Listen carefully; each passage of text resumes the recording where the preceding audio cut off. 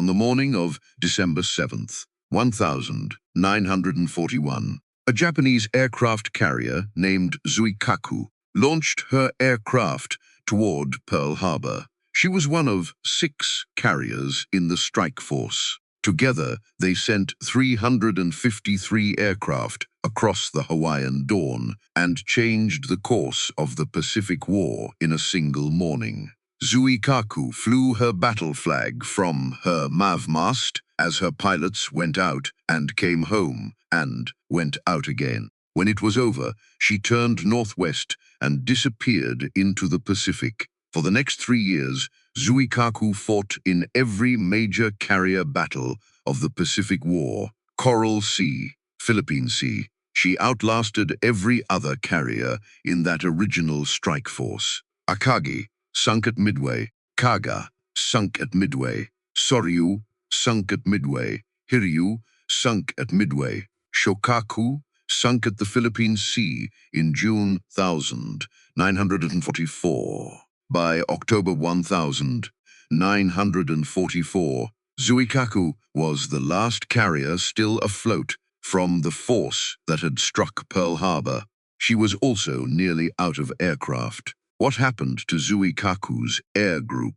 How it was built up and stripped down and consumed across 3 years of attrition, ending in the catastrophic losses at the Philippine Sea, and then again in the 5-day air battle over Formosa in October 1944, is the story of how Japan's carrier force went from the most powerful naval aviation arm in the world to a collection of flight decks with almost nothing left to put on them. And what Japan chose to do with those empty carriers once they understood that the aircraft were gone and were not coming back is one of the most deliberate acts of sacrifice in the history of naval warfare. Vice Admiral Jizaburo Ozawa, 57 years old, took Zuikaku and 3 other carriers to sea on October 20th, 1944, with orders he understood completely. He was to make himself visible. He was to be found. He was to draw the attention of Task Force 38 away from the invasion beaches at Leyte Gulf for long enough to allow the rest of the Japanese fleet to reach the transports. He knew Task Force 38 would find him. He knew what Task Force 38 would do when it did. But none of it, not Ozawa's sacrifice, not the battle that followed, not the destruction of the last Japanese carrier force, would have happened the way it happened without 5 days. In October 1944, when Japanese pilots attacked the most powerful carrier fleet ever assembled, came home in the dark, and reported 11 American carriers sunk, not one of those carriers had gone down. Here is what actually happened and what it cost. The story begins not with a battle,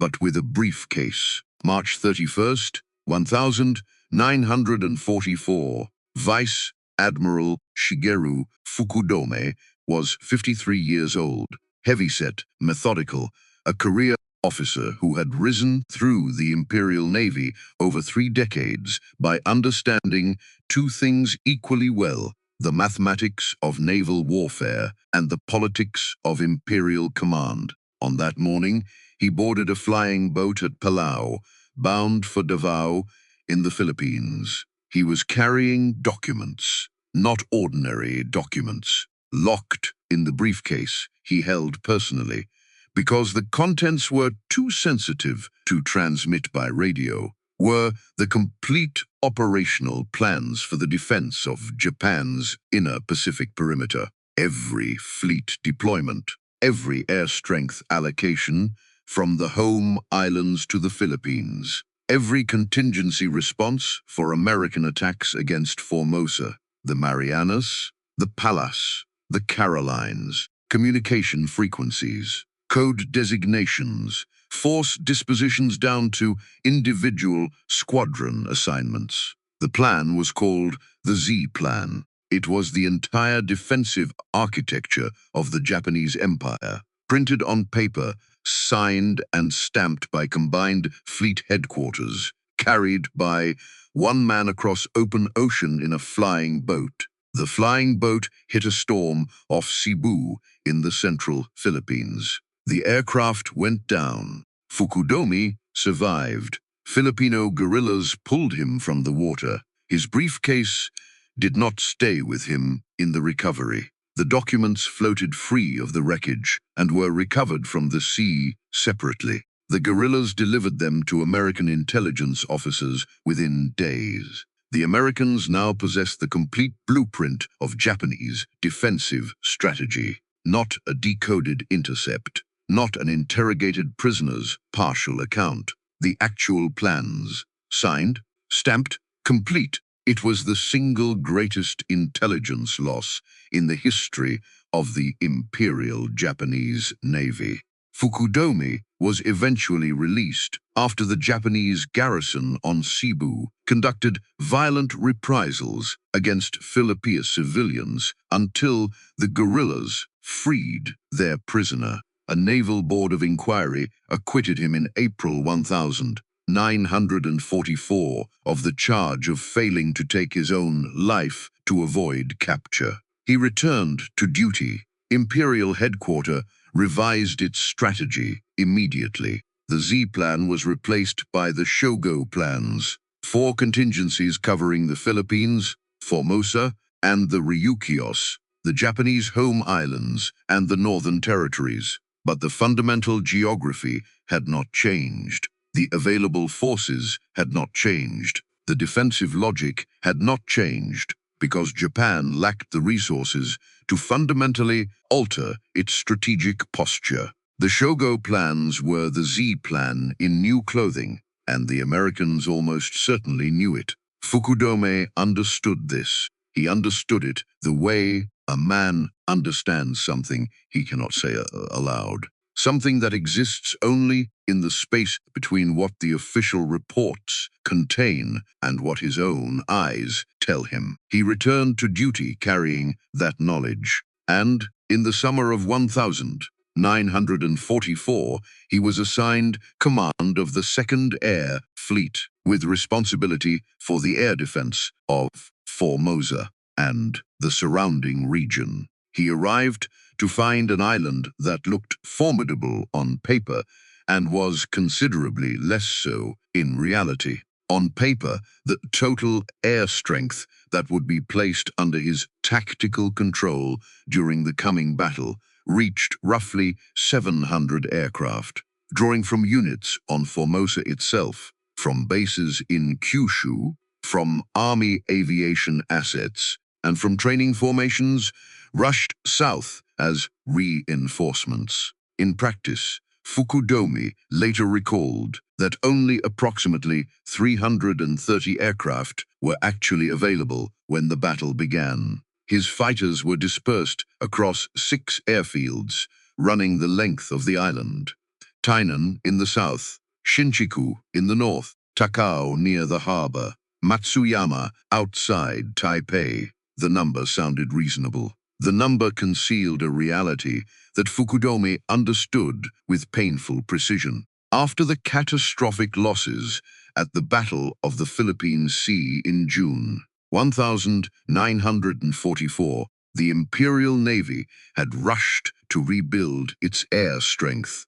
The Philippine Sea had been a one-sided destruction. American pilots flying radar-directed intercepts in Grumman Hellcats that outperformed the Zero in every category except turning radius, had shot down so many Japanese aircraft in a single day that American aviators called it the Great Marianas Turkey Shoot. More than 300 Japanese aircraft destroyed in 8 hours. Experienced pilots, men who had trained for years in peacetime and had thousands of flight hours between them, gone in a single afternoon over the Philippine Sea. Their replacements had arrived on Formosa through the summer and early autumn of 1944. Fukudome reviewed the training reports personally. Pilots with 40 hours of total flight time. Some had never practiced deflection shooting against a moving target. Some had never flown formation at night. Some had never dropped a live bomb. They could take off, fly in a straight line, and land in clear weather.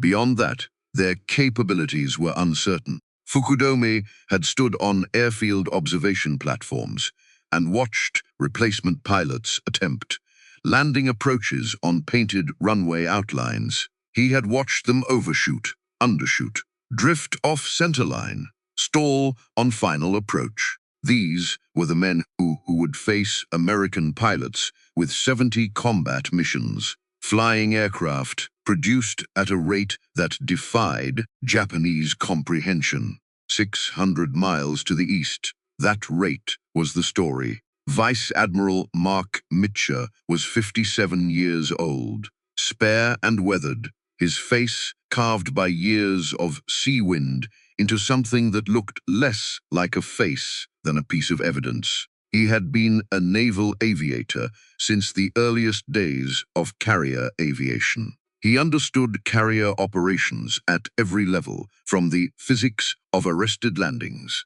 to the geometry of coordinated multi-carrier strikes. He did not talk more than necessary. His staff had learned to read his silences. He commanded Task Force 38 from the flag bridge of USS Lexington. Task Force 38 was divided into 4 task groups operating across 100 miles of ocean. Task Group 38, one under Vice Admiral John McCain, included the fleet carriers Wasp and Hornet, and the light carriers Monterey, Cowpens, and Cabot. Task Group 38, two under Rear Admiral Gerald Bogan, operated the fleet carriers Intrepid, Bunker Hill, and Hancock, plus the light carrier Independence. Task Group 38, 3 under Rear Admiral Frederick Sherman, included the fleet carriers Essex and Lexington, and the light carriers Princeton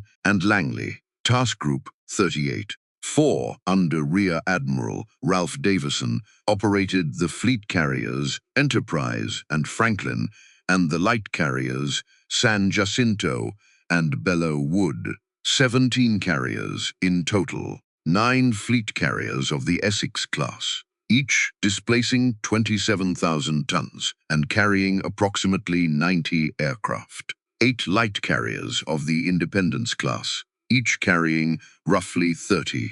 Combined air strength exceeded 1,000 aircraft.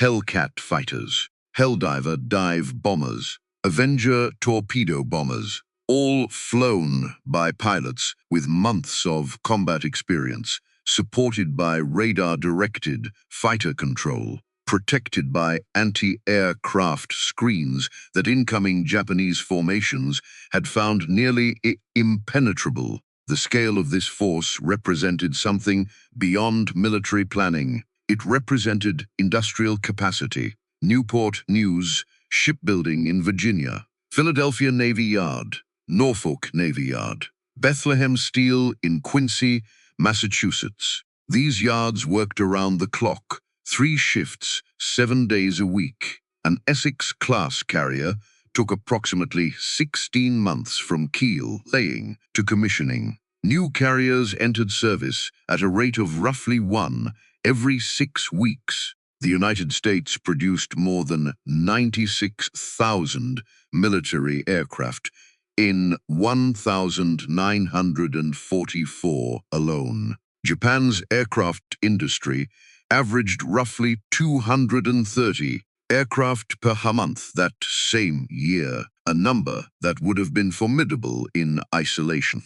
The Grumman factory on Long Island produced Hellcats at a peak rate of over 600 per month. The gap between American and Japanese production was not a crack, it was a canyon. Every American carrier that took damage could be repaired at Pearl Harbor, Bremerton, or Mare Island. Every American pilot shot down over water had a reasonable chance of rescue by submarine or seaplane. Every American aircraft destroyed would be replaced within days by an identical aircraft flown from a rear area stockpile. Japan could do none of these things. Japanese supply lines were being strangled by American submarines. Japanese pilot training had been compressed from 18 months to 6 months to 3, and the results were visible on every airfield on Formosa. This was the war in October 1944, not a contest of will, a contest of production capacity, and production capacity had already determined the outcome. Fukudome understood this. Admiral Soimu Toyoda understood this. Toyoda was 59 years old, the commander-in-chief of the combined fleet, the most senior operational naval officer in the Japanese Empire. He had arrived on Formosa in the first days of October for an inspection tour, intending to fly back to Combined Fleet Headquarters near Tokyo on October 10th. He never made it. On the morning of October 10th, Task Force 38 appeared north of Formosa and launched massive strikes against Okinawa. The attacks came without warning. American aircraft swept over Okinawa's airfields and destroyed aircraft on the ground, cratered runways, and cut the air corridor between Formosa and Japan. Toyoda was trapped. Flying north meant crossing directly through the operational radius of more than 1,000 American carrier aircraft. Toyoda understood what that meant. 18 months earlier, Admiral Isoroku Yamamoto had flown from Rabaul to Bougainville on an inspection tour. American codebreakers had intercepted and decoded his itinerary. P-38 fighters from Guadalcanal intercepted his aircraft and shot it down. The architect of Pearl Harbor killed because he flew through airspace that American aircraft could reach. Toyoda stayed on Formosa. He could observe the coming battle. He could not effectively command it. Combined Fleet Headquarters near Tokyo was run by his Chief of Staff, Vice Admiral Ryunosuke Kusaka, who now faced decisions carrying the weight of the entire Pacific War without his commander present or reliably reachable. On October 11th, American aircraft struck airfields on northern Luzon. On the morning of October 12th, Task Force 38 turned its full attention to Formosa itself. Fukudome received the contact reports. He gave his orders. He watched his pilots run to their aircraft and climb away from the airfields into a sky that was filling from the east with the largest concentration of carrier aircraft ever assembled for a single operation. He knew what was coming. He had helped set this kind of operation in motion 3 years earlier, standing on the deck of the flagship Nagato as Yamamoto's chief of staff, ordering the feasibility study for the Pearl Harbor attack. He knew what carrier aircraft did to fixed targets when the carrier force was strong enough and the defenders were not. He watched his pilots disappear into the eastern sky. He already knew most of them were not coming back. The first American fighters crossed Formosa's northern coastline at 6:57 on the morning of October 12th, 1944. They came from task groups 38, 2, and 38, 3. Hellcats from Intrepid, Bunker Hill, Essex, and Lexington, climbing through the pre-dawn haze into clear sky above 20,000 feet, their engines leaving white contrails in the cold upper atmosphere. They swept over the coast in a formation that stretched across 15 miles of airspace. Behind them, still forming up over the carriers, the main strike package was assembling. Helldiver dive bombers, loaded with 1,000-pound bombs. Avenger torpedo bombers, configured for ground attack, each carrying 4 500-pound bombs. The full weight of Task Force 38 was lifting off the flight decks of 17 American carriers simultaneously. Across Formosa, Japanese fighters were already climbing to intercept. Fukudome's order to launch everything that could fly had sent approximately 230 aircraft into the air from 6 airfields. Zeros and newer Shiden fighters clawed for altitude, searching for the American formation they knew was coming. The replacement pilots, the ones with 40 hours of total flight time, pushed their throttles forward and followed the veterans upward into the cold blue air over the island's northern coast. Most of them had never been in combat.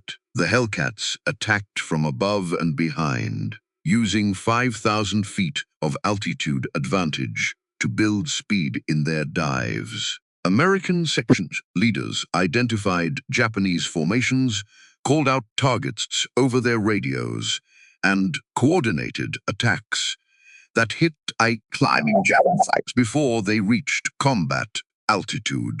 American pilots operated in disciplined 2-plane sections and 4-plane divisions. Each section worked together, one pilot attacking, while his wingman covered his tail. They communicated constantly, calling out threats, confirming kills, redirecting to new targets. Their radar-equipped fighter directors aboard the carriers tracked the entire engagement from 100 miles away, and vectored additional fighters appeared to areas where Japanese concentrations appeared. Japanese pilots fought largely alone. Many of their radios were unreliable or incompatible with ground control frequencies. Those who could communicate received instructions from ground controllers who were themselves overwhelmed by the scale of what was happening above them. The replacement pilots, who had never flown in combat, discovered in their first seconds of contact what 40 hours of training had not prepared them for. The speed of it, the noise, the way the sky filled with aircraft moving in every direction at once. The way a Hellcat that appeared at 10 o'clock high became a blur at your wingtip before you could process what you were seeing. The engagement over northern Formosa lasted 23 minutes. Aircraft from task groups 38, 2 and 38. 3 destroyed more than 100 Japanese fighters in the morning sweep. Intrepid and Bunker Hill's air groups alone accounted for more than 50.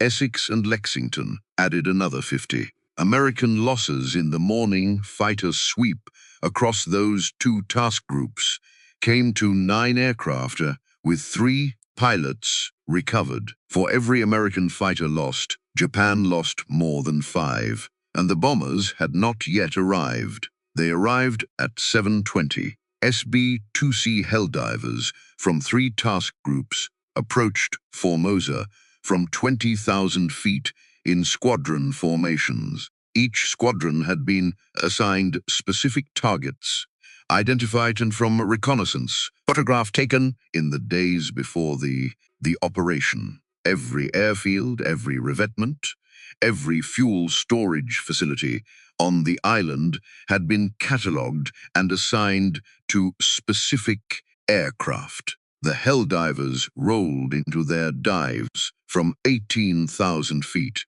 pushing over into 70-degree dives that accelerated them past 350 miles per hour. Pilots deployed perforated dive brakes to control speed while lining up, aiming points through their bomb sights. At 3,000 feet, they released, pulling out under G-forces that grayed their vision at the edges. Tainan Airfield on the southern coast was hit first. 1,000-pound bombs cratered the main runway in multiple places, struck the taxiway, exploded across the dispersal area where fighters had been fueled and armed for missions that would never fly. Each bomb carved a crater 25 feet across and 15 feet deep. The aircraft that had not made it into the air in time were still in their revetments when the bombs found them.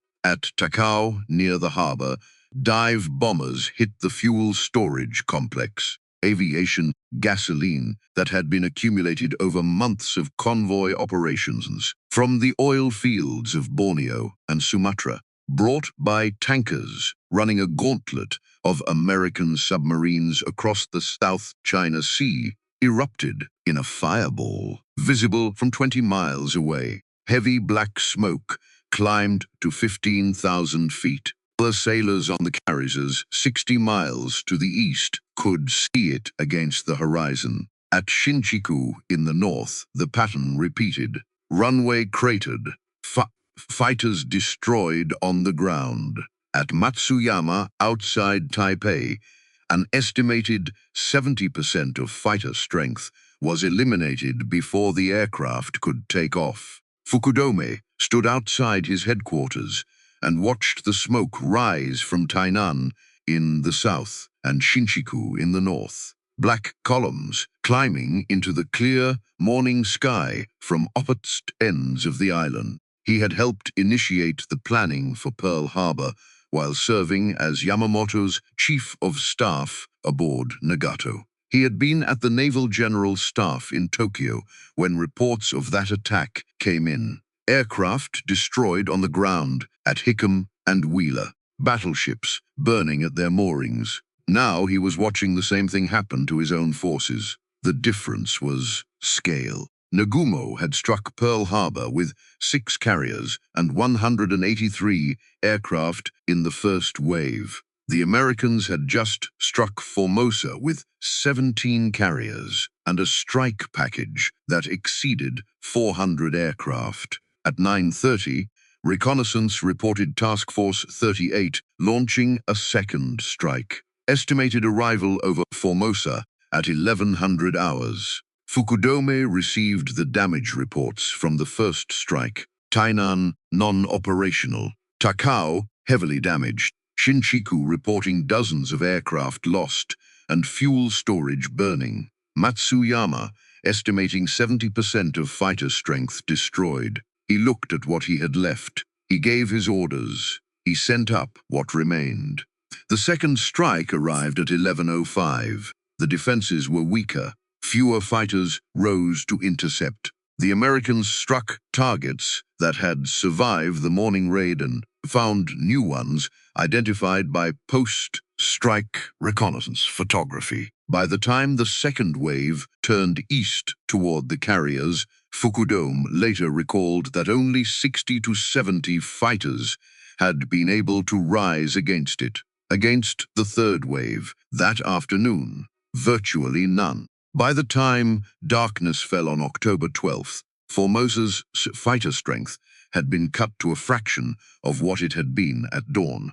Every major airfield on the island was damaged. Fuel supplies were at critical levels. The ground crews moved through the dispersal areas in the late afternoon light, cataloging wreckage, pulling bodies from cockpits, filling craters by hand with the tools available to them. Fukudome chose a word for what he had witnessed that day. He would use it again in the article he wrote for American readers 8 years later. His fighters, he said, had been nothing but so many eggs thrown at the stone wall of the indomitable enemy formation. Eggs against stone, not swords breaking against shields, not waves crashing against rocks, eggs against stone, the most fragile thing in nature, against the most unyielding. There was no drama in the metaphor, no suggestion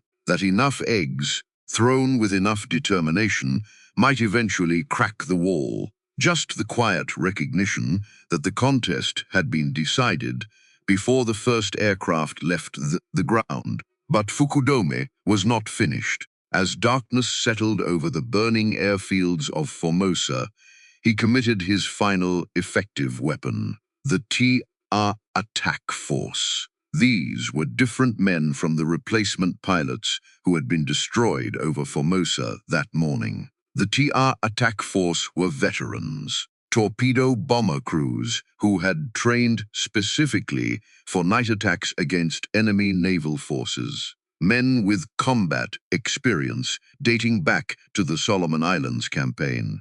They could fly at night. They could navigate over open ocean by stars and instruments. They could coordinate attacks against moving targets in darkness. Some of them had done exactly this before, in the waters around Guadalcanal, in the long grinding nights of the Solomon Islands campaign, when Japanese naval aviation had still been capable of fighting the Americans on something approaching equal terms. They were the best pilots Fukudome had. He sent them against Task Force 38 after sunset. The TR attack force flew east into the darkness at low altitude, skimming above the wavetops to stay below American radar, following the compass bearings that their navigators had calculated for the carrier force's last known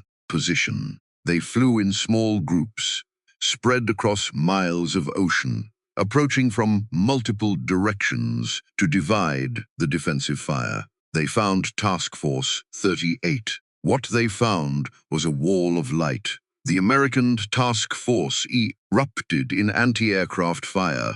Proximity-fused 5-inch shells exploded in patterns across the sky, each shell detonating when it sensed an aircraft nearby, filling the air with shrapnel in expanding spheres. 40mm Bofors guns sent streams of tracers, arcing through the darkness in long orange curves. 20mm Oerlikon cannons created flickering walls of fire close to the water. The ocean surface lit up with explosions. Anti-aircraft rounds striking the water, bombs falling wide of their targets, torpedo warheads detonating at the end of their runs, the reflections of fires on the wave tops. Through their cockpit windows, the TR attack force pilots saw explosions on the surface, bright flashes followed by secondary fires. Columns of smoke illuminated from below.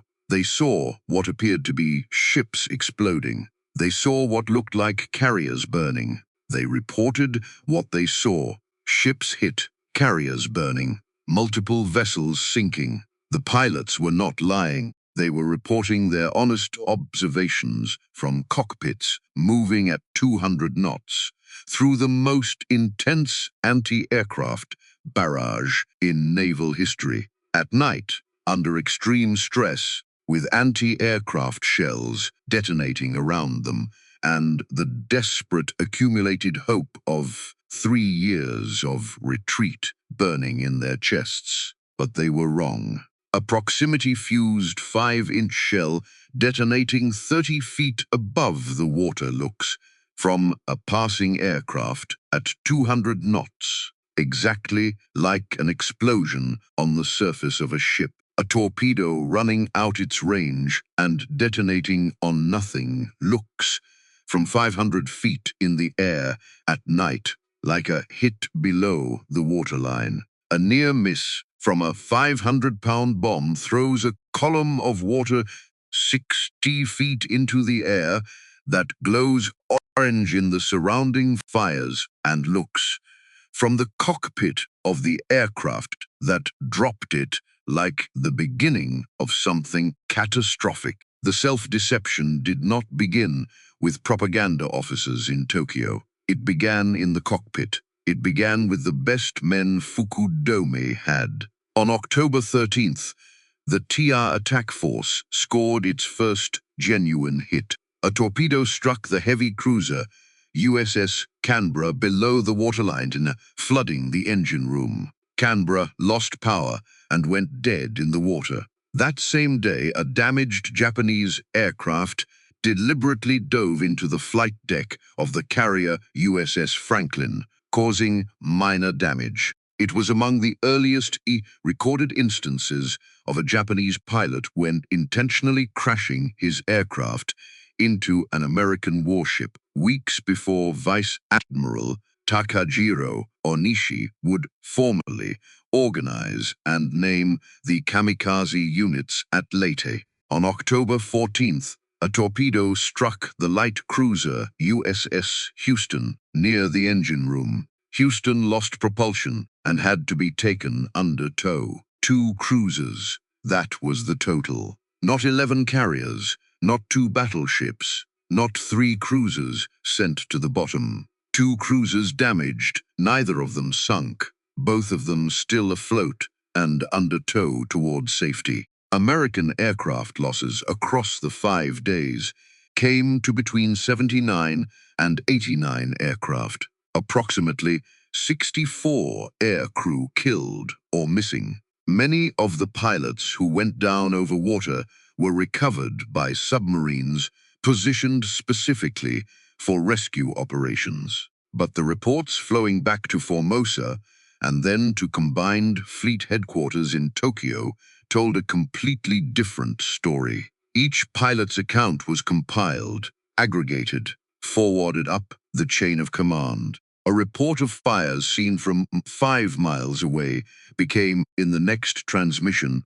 a confirmed carrier burning. A report of an explosion near a ship became a confirmed hit, growing more certain with each retransmission, more detailed, more authoritative. By October 15th, Imperial General Headquarters in Tokyo had assembled these accounts into a summary that would alter the strategic calculus of the Pacific War. 11 American carriers sunk, 2 battleships destroyed, 3 cruisers sent to the bottom. Emperor Hirohito issued an imperial rescript, a formal message of commendation to the Navy reserved for victories of supreme national importance. Radio Tokyo broadcast the announcement to the nation. Newspapers printed special editions. Citizens who had endured months of grim war news came into the streets. On Formosa, Toyoda heard the broadcasts. He was standing in a field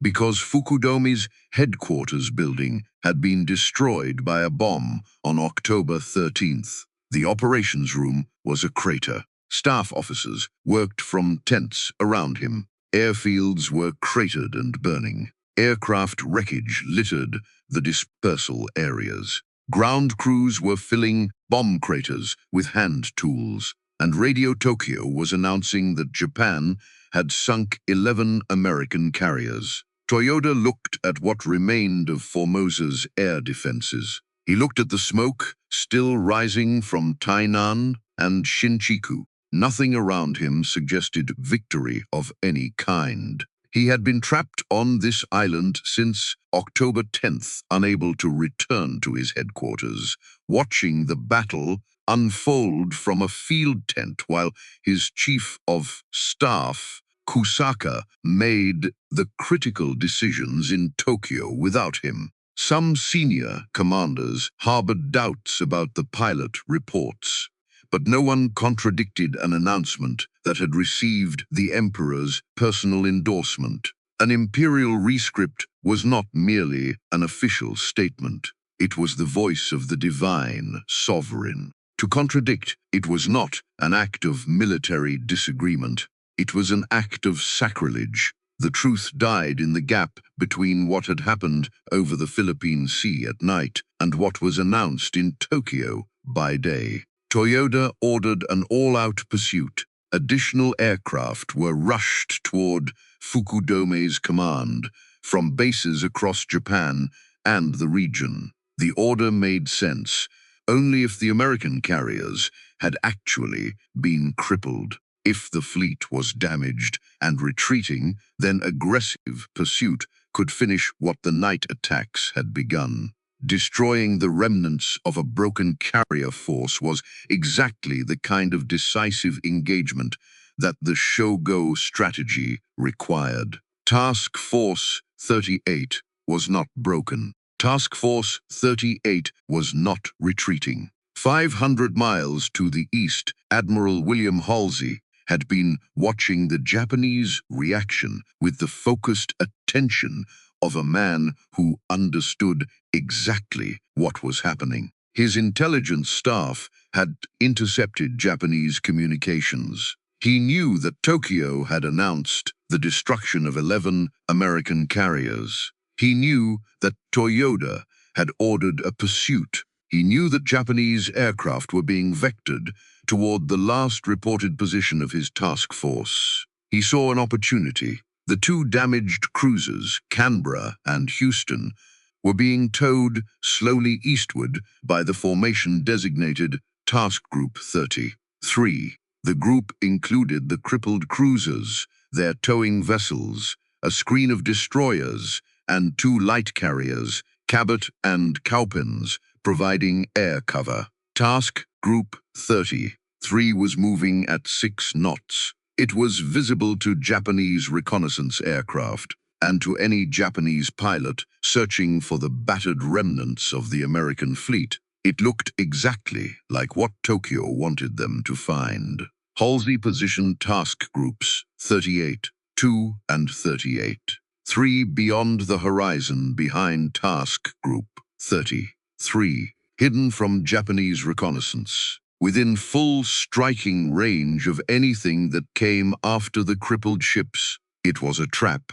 Halsey was using his own wounded ships as bait, offering the Japanese exactly the confirmation their false victory reports told them to expect. Behind the bait sat the full striking power of 2 carrier task groups, undamaged, fully armed, waiting. On October 16th, 107 Japanese aircraft found Task Group 33. They attacked. They pressed through the fighter screen provided by Cabot and Cowpens. 3 Japanese aircraft penetrated the defensive perimeter. One scored a torpedo hit on Houston, the second torpedo, to strike the cruiser in 3 days. Houston shuddered but remained afloat. Her crew fought the flooding and kept the ship alive. The remaining attackers were destroyed or driven off. Fighters from Cabot and Cowpens alone shot down approximately 50 of the attacking aircraft. Of the 107 that had launched from Formosa that morning, fewer than 30 returned. The Japanese did not send surface forces. Halsey's trap caught no capital ships, but every Japanese aircraft destroyed in the pursuit of Task Group 33 was an aircraft that would not be available at Leyte Gulf. Every pilot killed chasing 2 damaged cruisers was a pilot who would not fly against the invasion fleet. On October 15th, Fukudome launched 3 pursuit strikes against the withdrawing Americans. The first found nothing. The second found nothing. The third was intercepted and destroyed. The silence over Formosa on October 17th was the loudest sound Fukudome had ever heard. No engines, no air raid sirens, no anti-aircraft fire, no bombs. The Americans had withdrawn eastward. Task Force 38 was turning south toward the Philippines and the invasion beaches at Leyte. Fukudome walked through what remained of Tainan Air Base. The main runway was a connected series of craters. The taxiway was worse. In the dispersal areas, the wreckage of Japanese aircraft lay where American bombing had left it. Zeros, with their wings sheared off. Bombers, with their fuselages broken in half. Ground crews moved among the wreckage with the slow deliberation of men, performing a task they knew to be futile. The fuel storage complex at Takao was a blackened wasteland. The steel storage tanks had collapsed inward, their walls buckling from the heat. Months of accumulated aviation gasoline gone in a single morning. Fukudome's own post-war accounting described losing approximately 179 aircraft in sorties against the American surface force, plus roughly 150 lost in the air and on the ground over Formosa, though he acknowledged difficulty in assembling complete figures from the surviving records. American estimates of total Japanese losses were higher, with some placing the number above 500. Whatever the precise total, the destruction was catastrophic. Against this, the Americans had lost between 79 and 89 aircraft across all 5 days, with approximately 64 pilots killed or missing. The exchange ratio told the essential story. But the aircraft and pilots were only the visible cost. The invisible cost was measured in something far more difficult to replace. In the weeks before the Formosa battle, additional aircraft had been transferred from Vice Admiral Jisaburo Ozawa's carrier force to reinforce Fukudome's land-based defenses. This decision made operational sense at the time. Fukudome needed aircraft. The carriers could spare them, but every pilot transferred from a carrier unit to a land base was a pilot who would not be available when those carriers went to sea. Every aircraft consumed in the defense of Formosa was an aircraft that Ozawa's carriers would not have at Leyte Gulf. The attrition that had begun at the Philippine Sea in June 1944 and continued through the Formosa battle now left Ozawa's 4 remaining carriers in a condition that he understood with absolute clarity. Zuikaku, Zuiho, Chitose, Chiyoda, 4 Japanese carriers, the last 4. After the losses at the Philippine Sea and Formosa, their air groups were shadows, not reduced, not weakened, shadows. Zuikaku, the veteran of Pearl Harbor and every major carrier battle of the Pacific War, could put a fraction of her normal complement into the air. The others were similarly depleted. Together, the 4 carriers could not mount a conventional carrier strike, could not defend themselves against a coordinated American attack, could not project meaningful offensive power against a fleet as strong as Task Force 38. What they could do was float and be seen. On October 17th, American forces landed on islands at the entrance to Leyte Gulf, beginning the preliminary operations for the main invasion. On October 20th, General Douglas MacArthur's forces landed on Leyte itself. The Shugo plans, prepared months earlier and rehearsed in outline at every level of the Japanese command structure, were activated. The plan required every available Japanese naval force to converge on Leyte Gulf from multiple directions simultaneously. Vice Admiral Takeo Kurita would lead the largest surface force, the center force, through the Sibuyan Sea and San Bernardino Strait to strike the invasion beaches from the north. Vice Admiral Shoji Nishimura would take a smaller southern force through Surigao Strait to attack from the south. Vice Admiral Kiyohide Shima would follow Nishimura with a second southern element, and Ozawa would take his 4 carriers north of Luzon, turn on every radio transmitter he had, and make as much electronic noise as possible. He would draw Halsey's attention north. He would pull Task Force 38 away from the invasion beaches. He would give Kurita's battleships a clear path to the transports. To do this, Ozawa had to be found. He had to appear threatening enough that Halsey could not ignore him. But he could not reveal how thin his air groups actually were. Because if Halsey understood that he was chasing empty carriers, he might leave a blocking force at San Bernardino Strait and pursue Ozawa with only part of Task Force 38. It was the most carefully calibrated act of self-destruction in the history of naval warfare.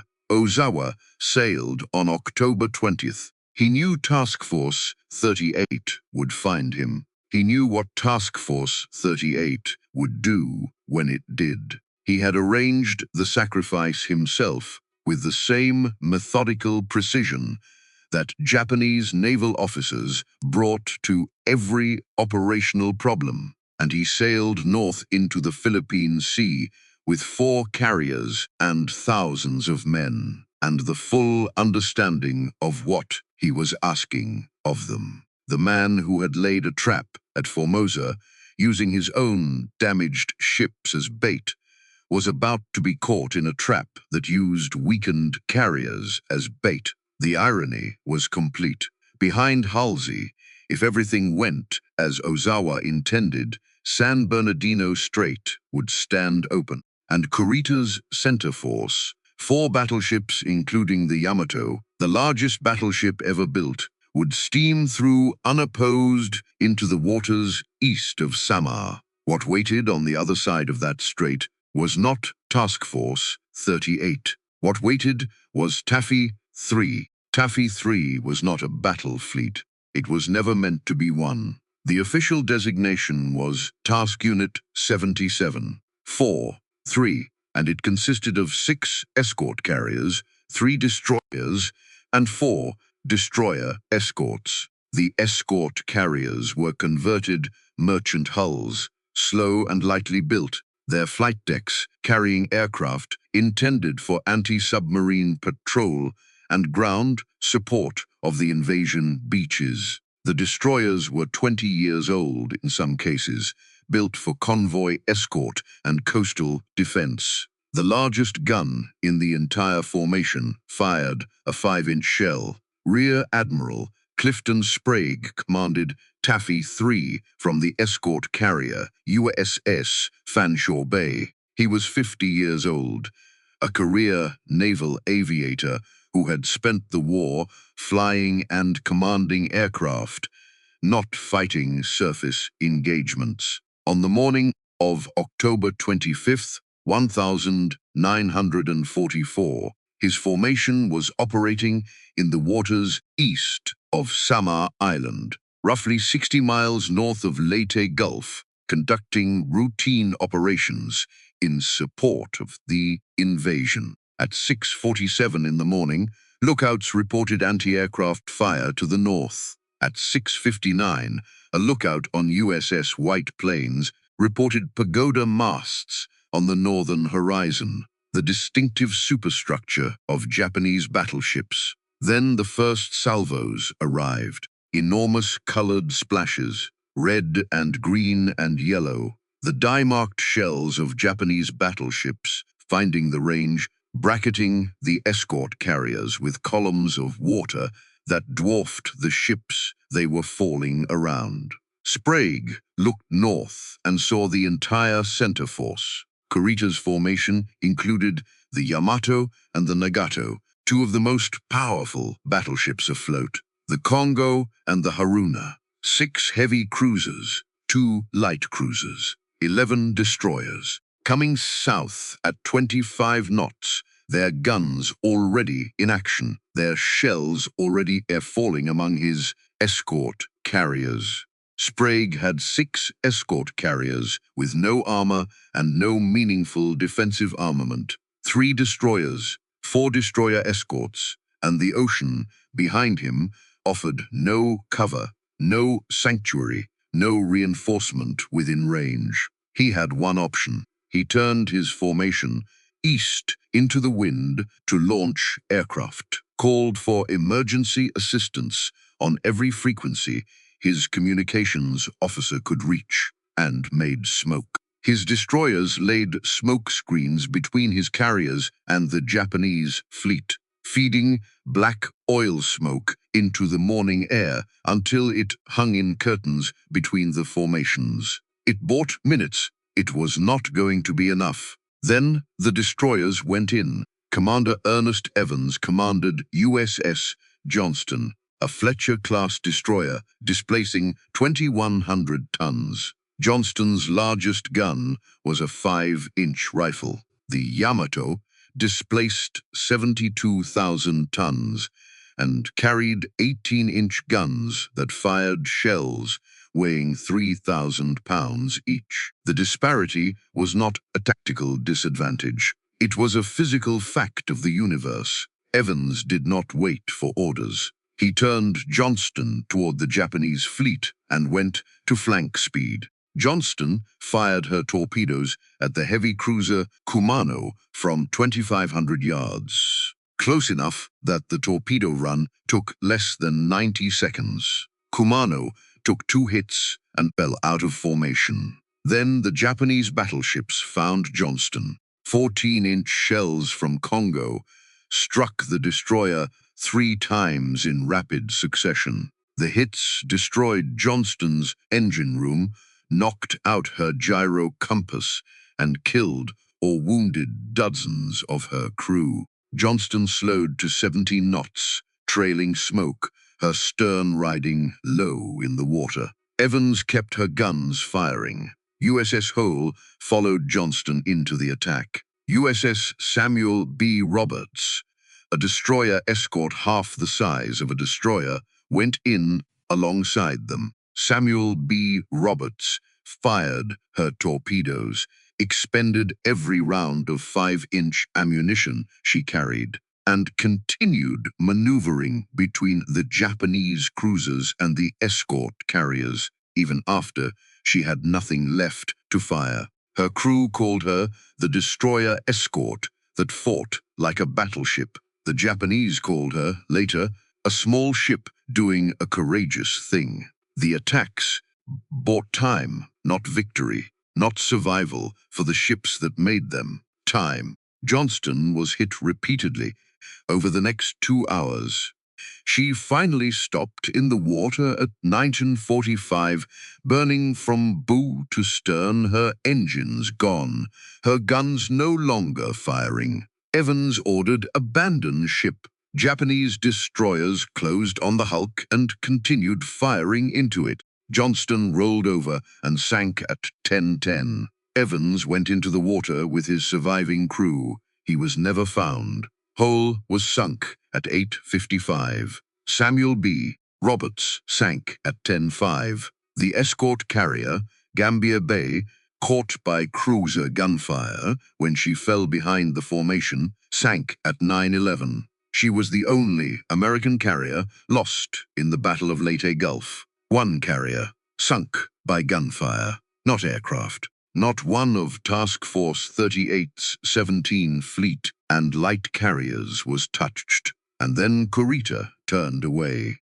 At 9:11, with the remnants of Taffy, 3 still fighting, with the escort carriers still launching aircraft, and the surviving destroyers still making smoke, and the Japanese cruisers still in gun range of ships that could not survive for another 30 minutes of it, Vice Admiral Takeo Kurita ordered the center force to break off the engagement and reform to the north. His reasons have been debated by naval historians for 8 decades. Kurita had been at sea for days. He had lost the super battleship Musashi to air attack in the Philippine Sea on October 24th. Struck by 19 torpedoes and 17 bombs before she finally rolled over and sank. He had received no reliable communications from Combined Fleet Headquarters. He did not know that Halsey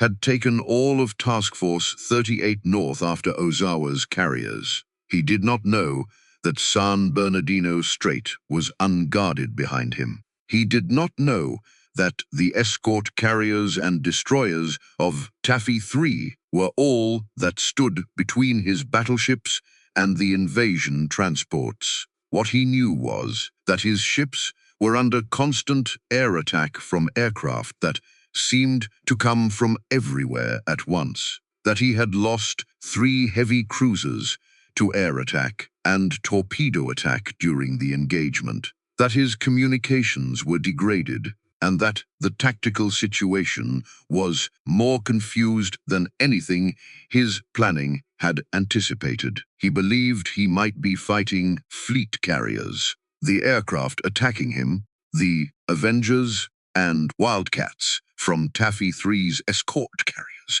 looked from the deck of a battleship like the same aircraft that flew from fleet carriers. The aggressive torpedo attacks by Johnston and Hull looked to a commander who expected to face a broken American fleet, like the attacks of a force with substantial resources behind it. The smokescreens obscured the actual size of the formation ahead of him. Kurita reformed his ships and moved north, searching for what he believed was a larger American force. He never found it. He eventually turned west and retreated through San Bernardino Strait. On the night of October 25th, his battleships still largely intact. The invasion transports he had been sent to destroy still loaded with men and equipment in Leyte Gulf. The largest surface engagement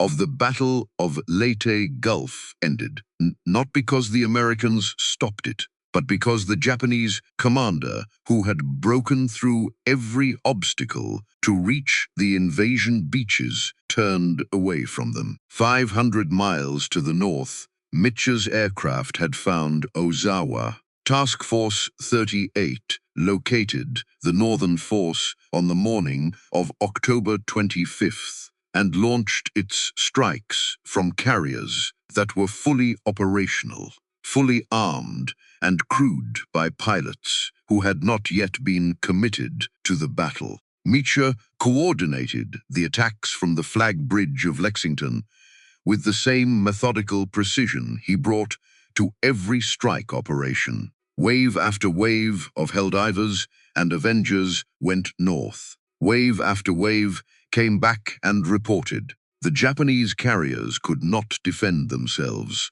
Zuiho was hit first, her flight deck destroyed by bomb hits that left her unable to operate aircraft she barely had to begin with. Chitose was struck repeatedly and sank at 9:37. Chiyoda was hit and left dead in the water. American cruisers and destroyers moved in and finished her with gunfire. Zuikaku fought back with what she had. She had been at sea since the morning of December 7th, 1941, when her aircraft had lifted off her flight deck into the Hawaiian dawn and changed the Pacific War in a morning. She had survived Coral Sea. She had survived the Philippine Sea. She was the last carrier afloat from the strike force that had made Japan believe, for a brief and terrible interval, that the Pacific Ocean belonged to it.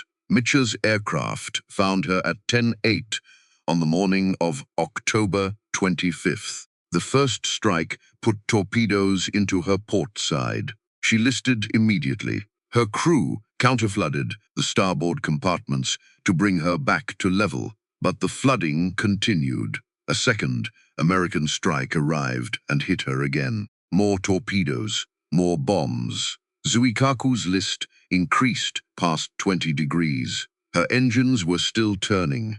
Her guns were still firing. Her crew was still at their stations. At 2:14 in the afternoon, her surviving officers ordered abandon ship. Zuikaku's crew assembled on her tilting deck. Someone ran up her battle flag. The flag climbed the mast above a ship that was listing past 45 degrees, above a crew that was singing the national anthem in the water around her, above the last physical connection to the 6 carriers that had launched the war. That was now, in this moment, ending for Japan's carrier fleet in the waters north of Luzon. At 2:28, Zuikaku rolled to port and went under. She took with her the last direct institutional link to December 7th, 1941. The pilots who had flown from her deck that morning were dead, most of them gone at Midway and the Coral Sea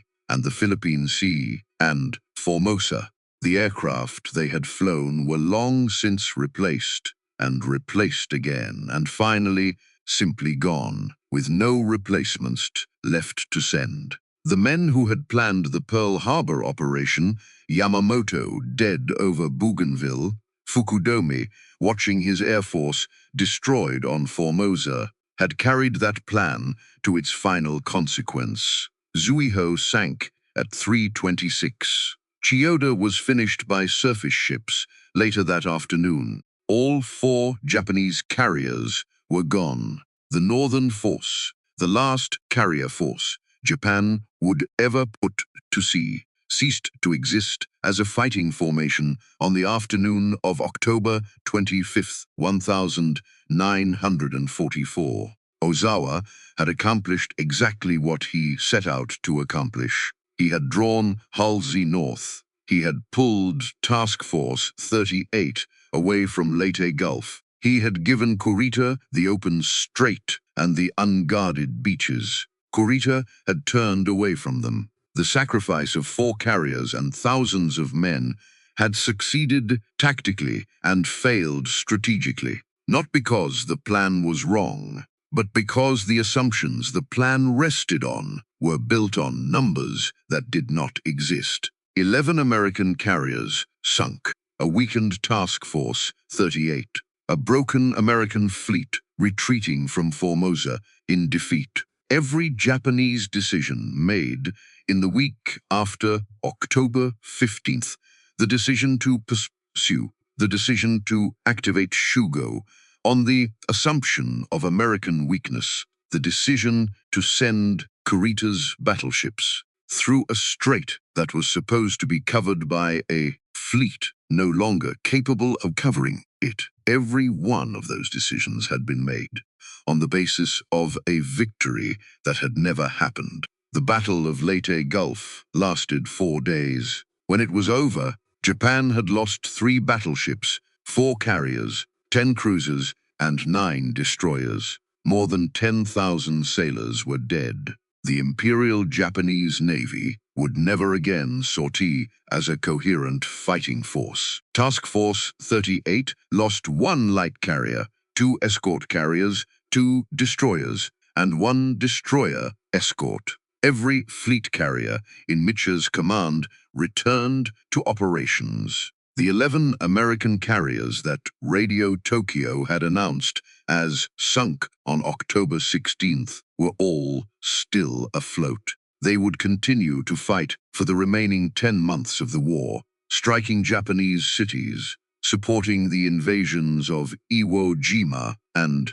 Okinawa, launching the final strikes against the Japanese home islands in the last weeks before surrender. Fukudome did not participate in the Battle of Leyte Gulf. After submitting his final report on the Formosa air battle, he received orders transferring him to Manila, where he assumed responsibility for air defense of the Philippines. The pattern that had destroyed his forces on Formosa repeated itself with greater intensity. By November 1944, the air forces under his command had effectively ceased to exist as a coherent fighting organization. He survived the war. He lived in Japan until his death on February 6, 1971, at the age of 80. In 1952,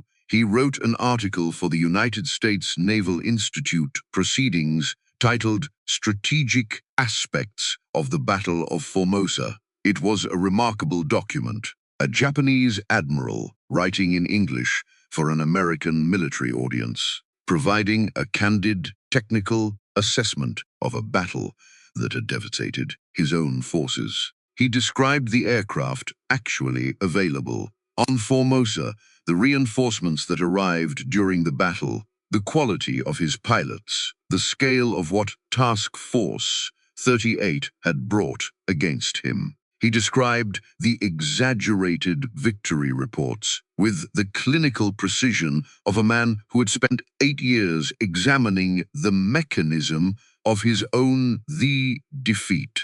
He attributed them to poor ship recognition skills, to multiple crews claiming the same target, to the confusion inherent in night combat over open ocean. He did not spare himself. He did not spare his pilots. He simply described what happened and why, and he returned, one final time, to the image he had chosen on the morning of October 12th, 1944, standing on an observation platform at Tainan, watching his pilots climb away from the airfield into the eastern sky. Eggs thrown at the stone wall of the indomitable enemy formation. Not swords breaking against shields, not a noble last stand. Eggs against stone. He had chosen the most fragile thing in nature and the most unyielding, and he had placed them in contact with each other, and he had watched what physics required to happen. The imperial rescript commending the Navy for its magnificent victory off Formosa was never rescinded. The newspapers that had printed triumphant headlines on October 16th never published corrections. The citizens who had come into the streets to celebrate were never told that the 11 American carriers they had celebrated the destruction of were operational for the rest of the war. When a military organization loses the ability to accurately assess the results of its own operations, it loses something more fundamental than aircraft or ships or trained men. It loses the ability to make decisions based on reality. Every plan built on a false assessment inherits the falsehood. Every resource committed to a strategy constructed on incorrect information is not spent in pursuit of a goal. It is spent in pursuit of a fiction. The Formosa air battle consumed hundreds of Japanese aircraft and pilots at a moment when Japan could least afford the loss. But the false victory report that followed did something the American bombs and torpedoes could not do directly. It corrupted the decision-making of the Japanese high command at the most critical moment of the Pacific War. Not with explosions, not with fire, with numbers on a page that no one verified, with celebrations that no one questioned, with an imperial rescript that made it dangerous to speak the truth, and with the silence of every officer who looked at the smoking ruins of Formosa's airfields and said nothing that contradicted what Radio Tokyo had announced. Fukudomi's eggs broke against the stone wall of Task Force 38 over Formosa. The wall did not notice, and the eggs that Japan counted as victories, the 11 carriers it announced to the world as destroyed, the fleet it celebrated as broken and retreating, sailed south to Leyte Gulf and fought the largest naval battle in history and came home. Every one of them came home.